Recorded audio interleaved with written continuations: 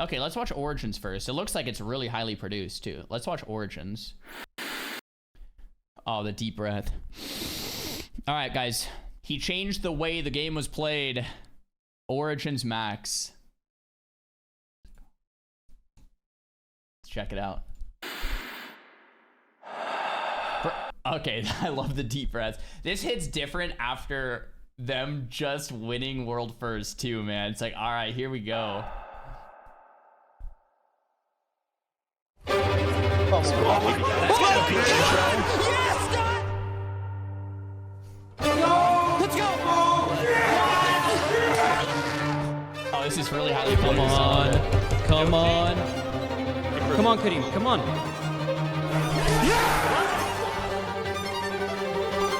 One. Let's...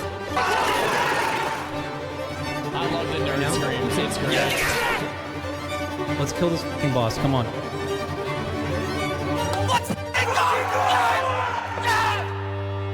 Dude. That's a sick intro, man. So I think I got my gaming start a lot differently than at least a lot of my peers. I started playing, I think I played like Legend of Zelda Ocarina of Time as one of my first games, absolute classic. You know, I'd go over to my friend's house, play, you know, whatever they had, Mario Kart, stuff like that. Super, like, early Nintendo 64 basically was like that era. But as soon as WoW got a hold of me, it was like my main thing. Yeah, I think World a of lot Warcraft us, grasped me, but I feel like it grasped so many people because its sense of progression, not even just like a very natural way of like filling bars up and things like that, but just like progressing your character and your achievements you're getting and your gear and what you've actually accomplished and achieved in the game. That is something that, at least for a long time, no other game came close. I mean, bro, when you play WoW and you do something in the game and it adds to your character's list of achievements, you either get a mount or you make gold or you get a new achievement or you get a new piece of gear, a new trinket, a new weapon, or whatever it is. And then you log out, and the next day you log in and it's still there. It feels like you actually earned something that's meaningful and relative to playing the game more.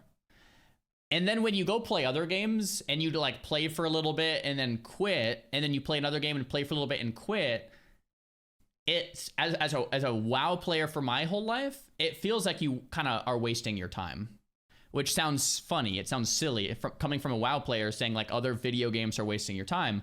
But I think a lot of you guys can relate with that, right?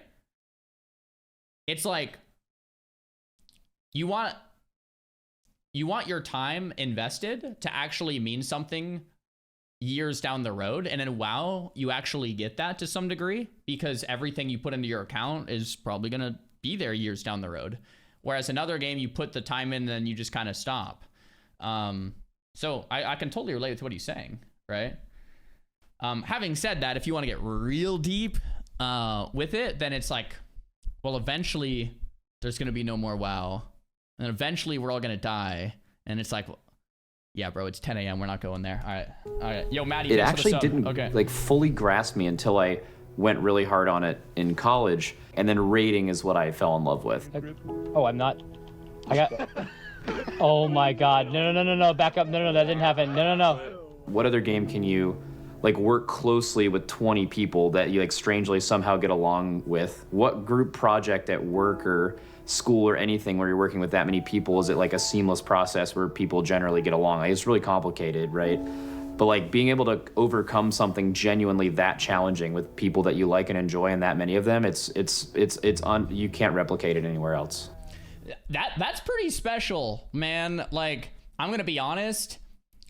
Maybe this is not a good thing, but for me, it's hard to find like a group of 20. That's a lot of people that will actually coexist well, right? Like, it's hard enough to find an arena team of 3 people that can coexist, or like say mythic MDI, a mythic dungeon of 5 players.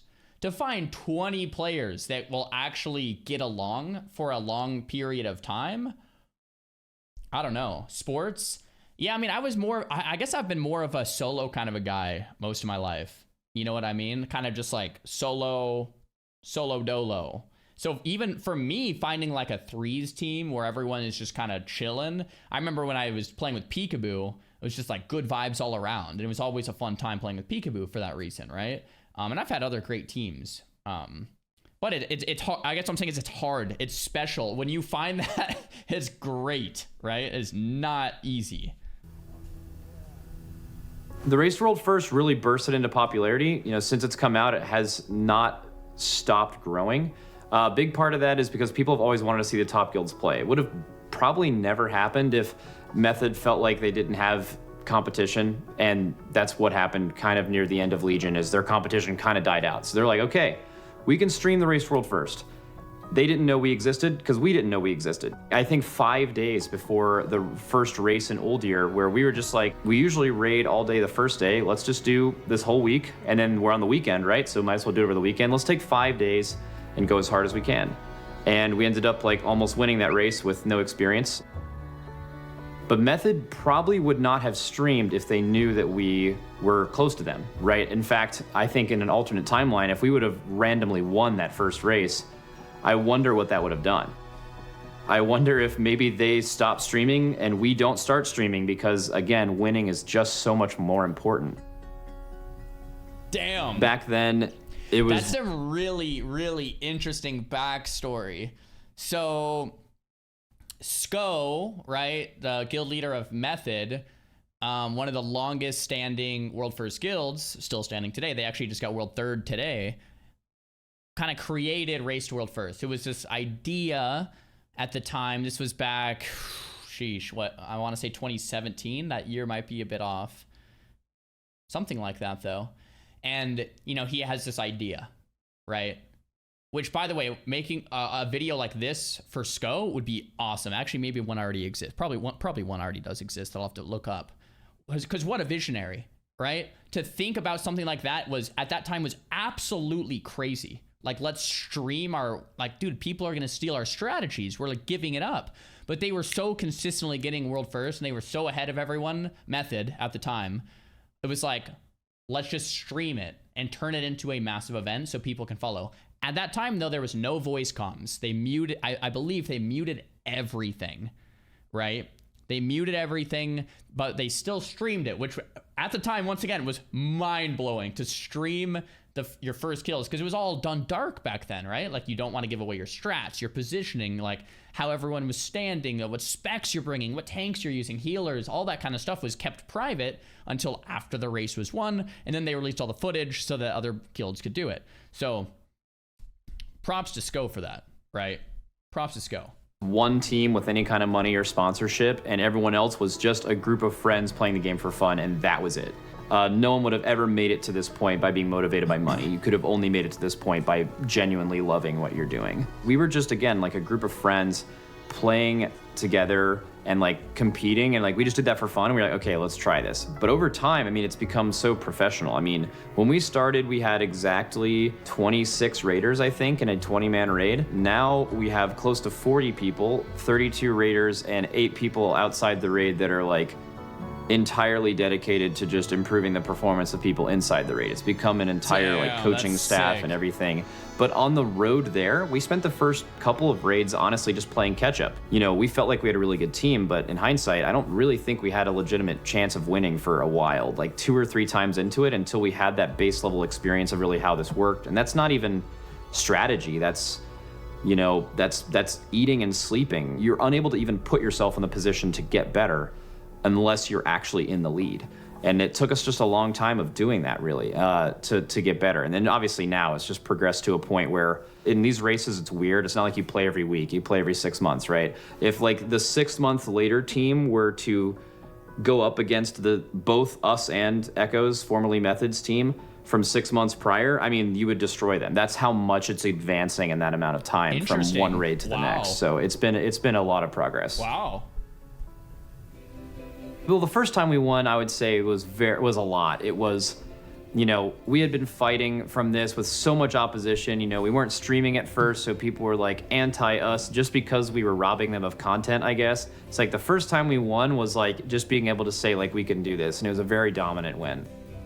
Tanks are kiting in 3, 2, 1. Let's And then to follow that up, to say it wasn't a fluke or a one-time thing, we just won immediately right after that as well. Stay alive, ignore seats. Dope. Let's go, dude. Wait, chill. Chill. Let's go! I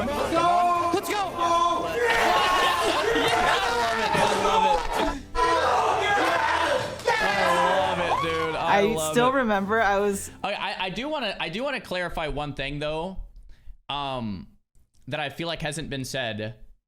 Liquid at the time was NA's top guild for a while, right? It's not like they came out of nowhere and like people knew who Limit were. Limit was NA's best guild, but Europe just was destroying NA at the time for many years. So they weren't really in the contenders of world first, but they were still NA's first for a while. I just wanted to clarify because they were badass still. I mean, I'm a PvPer at heart, right? And I knew who they were for sure. So In Discord with my friends, and we were watching race together, and as soon as they won, I just like started bawling my eyes out, and just knowing how much effort he like put into it, it just like, I don't know, it made me so happy.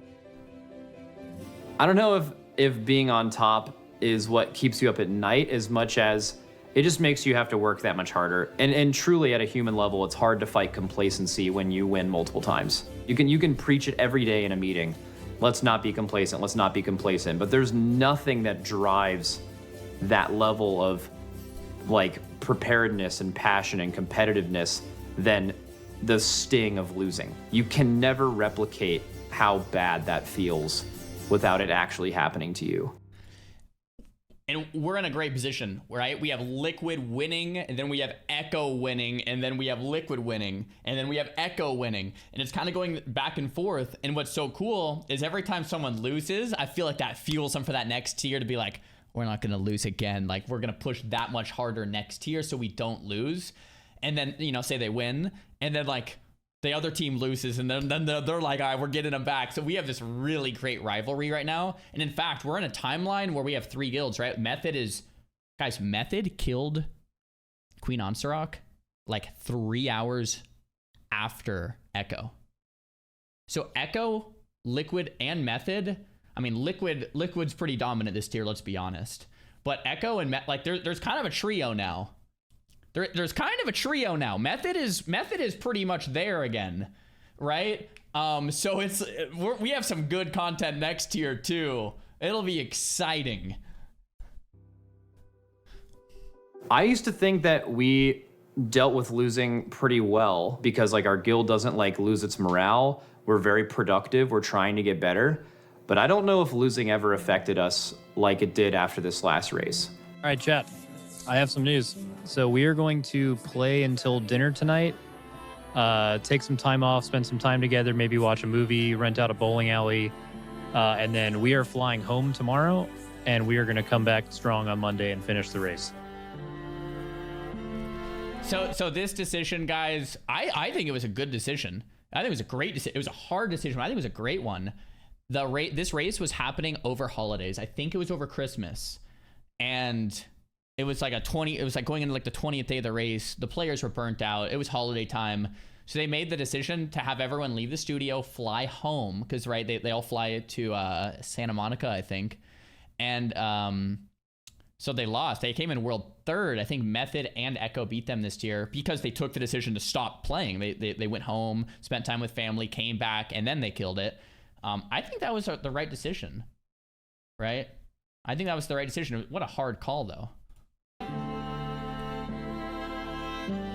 Oh, they were in Boston. That's right. Unfortunately, they had to, put their guildies' mental health first before, the win. So when they had to leave Boston and come back to LA, that was obviously heartbreaking.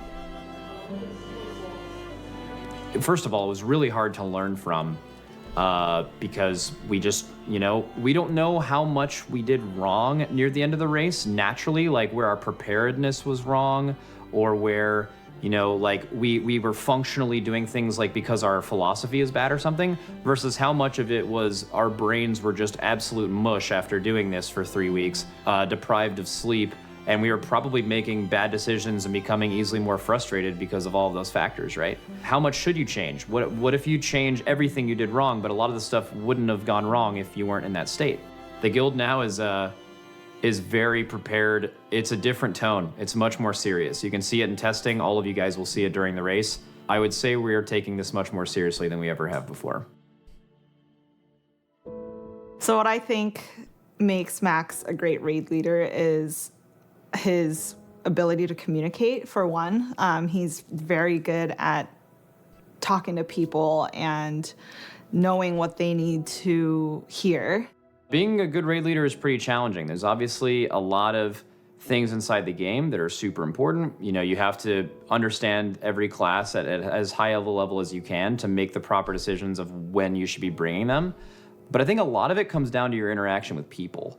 Yeah, actually, I'll point to a specific experience, actually. It was a job I had in my 20s, one of the many I had, where I worked at a restaurant. I actually managed my brother's restaurant. When you have to, like, manage not only the high school kid who's doing this, maybe doesn't want to, but needs money, versus, like, the 22-year-old who's doing it as a college job, versus, like, the 38-year-old person who's still living paycheck to paycheck and having to, like, keep all that in line, it's a lot going on. And honestly, it taught me a lot about people and I think how to lead the right way. He knows how to control his emotions to sort of rally his like raiders, and so that even if they're feeling down, they can look at Max and see that he's like still going strong. I think I gain a lot of perspective from what I'm doing now singing. I went to college for music and I spent some of my professional life in my 20s singing professional chamber music. Okay, so the intro makes even more sense now. I had no clue. All right. Something you learn in groups like that is everyone has an incredible voice. But to sing really high quality chamber music, a lot of that is stripping that down and making sure you blend in. Most people are like very confident singers. You want to be the person they hear. If you're not in a solo, you want people to hear your voice. But in reality, to make a really good performance, you guys have to all kind of be on the same beat. You have to, you know, be as one, kind of. And I think a lot of that is like raiding. You have really high-level players, and they know that they have to make the same sacrifices as everyone else, and most importantly, lead by example. So I think a lot of what I've done in leadership has certainly been the strategy and tactical side. We spend so much time thinking about that and doing that and surrounding myself with people who are really good at it. But I think something that I find and feel is really important is, you know, making sure that the atmosphere is right. You know, there's personal accountability. It is completely not allowed to like mess up and then just immediately try to blame someone else or even try to justify it or defend it. Even your best players will mess up and you move on and you go to the next thing. Everyone knows in my guild when I bring it up to them, it's not personal, but it does need to get brought up. Problems need to get solved. You can't just, you know, just let everything slide by so everyone will be happy. We're a guild that's known for having an excellent atmosphere and being really good at problem solving at the same time. And it took years to cultivate that. Yeah, the guild absolutely. That is like tricky to do at a high level, right? So I relate things to Arena a lot because that's my background. And, you know, in Arena, when you're starting off and you're playing with new players, a lot of the times it's really easy to start playing that blame game. Like, well, you didn't do this or you didn't do that.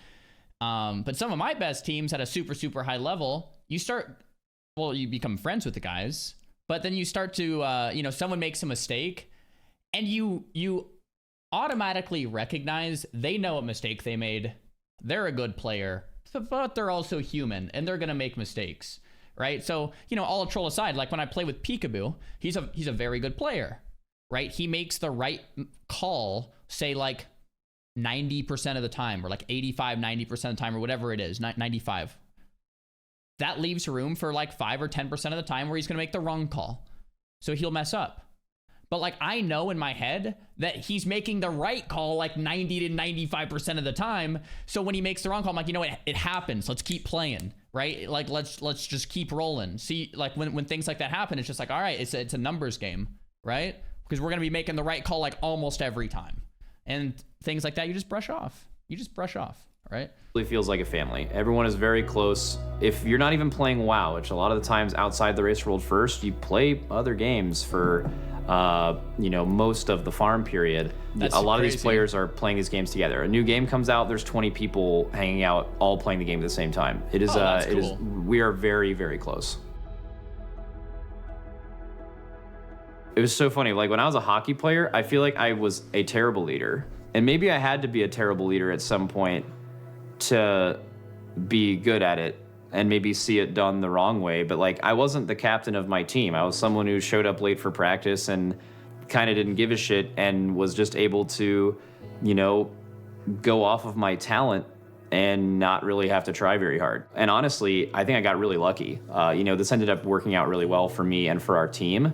But I think it's a huge right place, right time thing. Like right now in hindsight, I can say all of the classes I skipped and jobs I ended up quitting ended up being worth it because all this ended up happening. But I think it's very possible that we aren't quite this good, or I'm not quite as good or quite as lucky.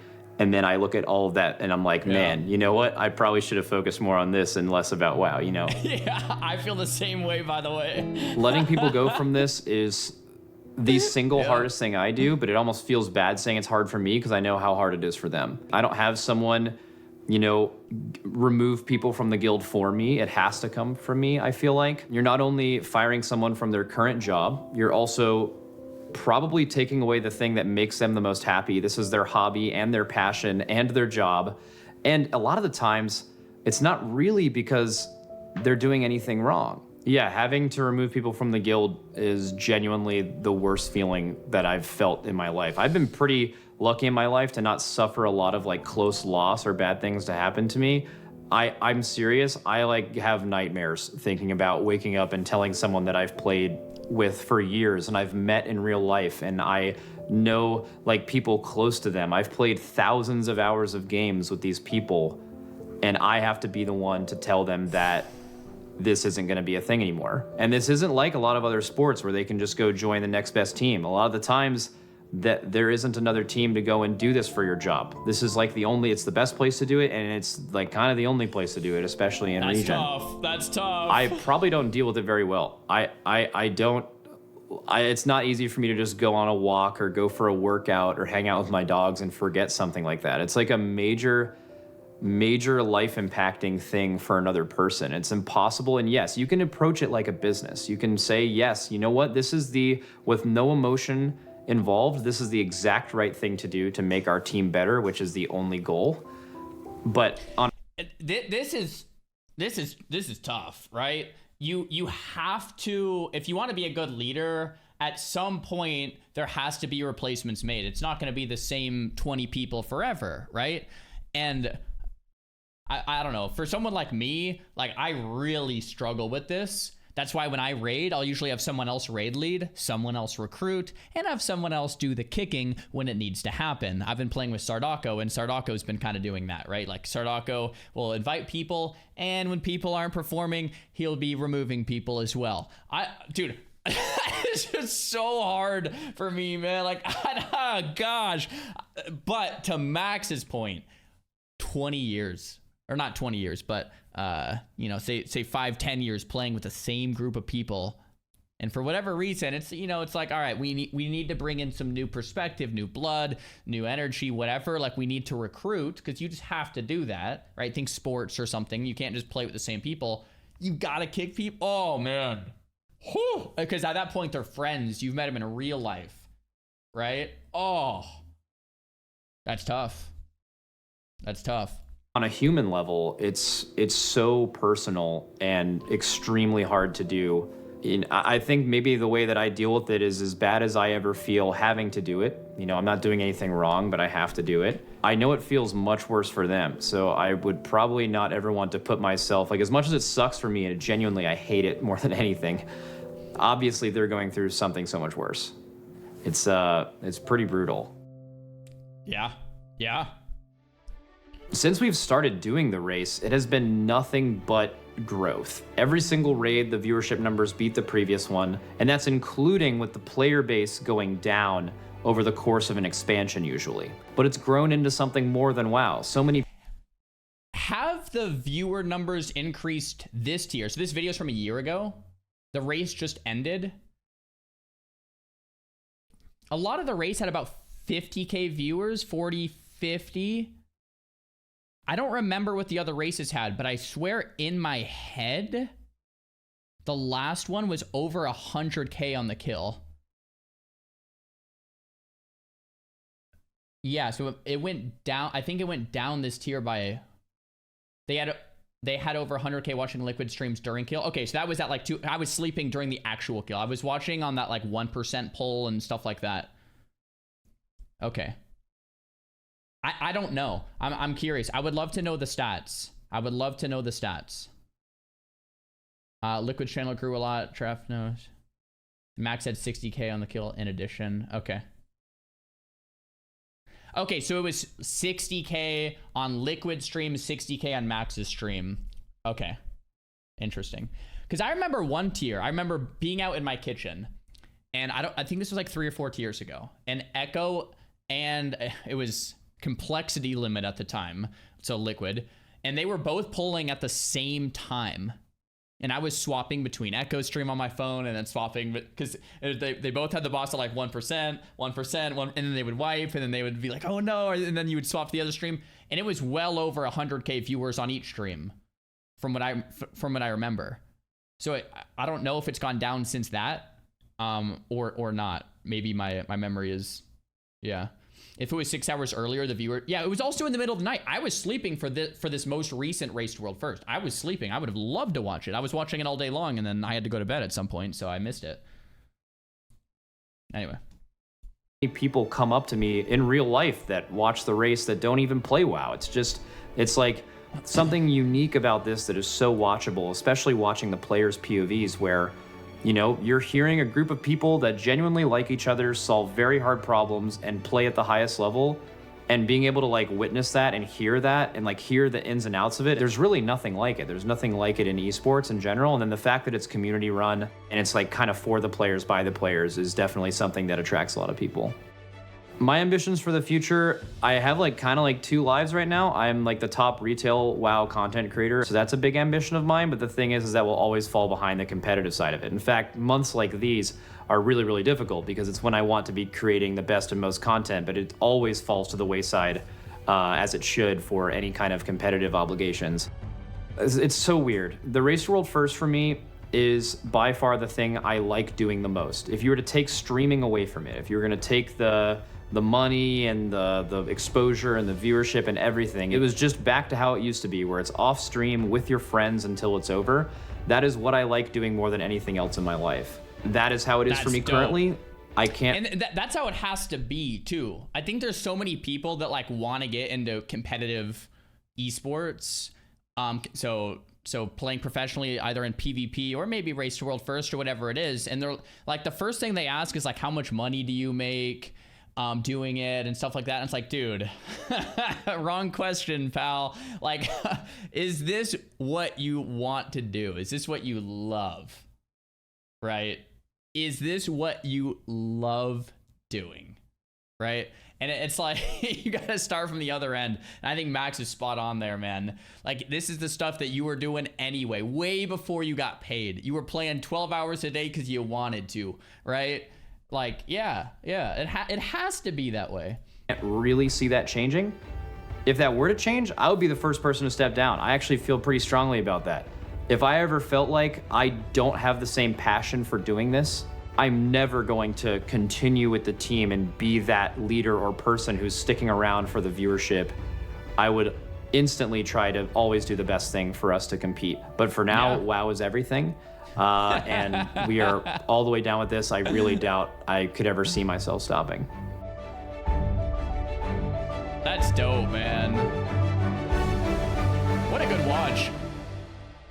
I feel like I have to apologize for pausing so much, but there's just like so many things to say. That was only a 16-minute video. It probably took me like half an hour to get through that.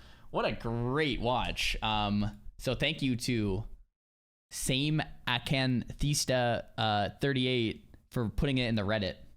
Absolutely love it. There's another one. Maybe I'll watch the other one tomorrow. It's 40 minutes. I feel like I should probably get into gameplay at some point today.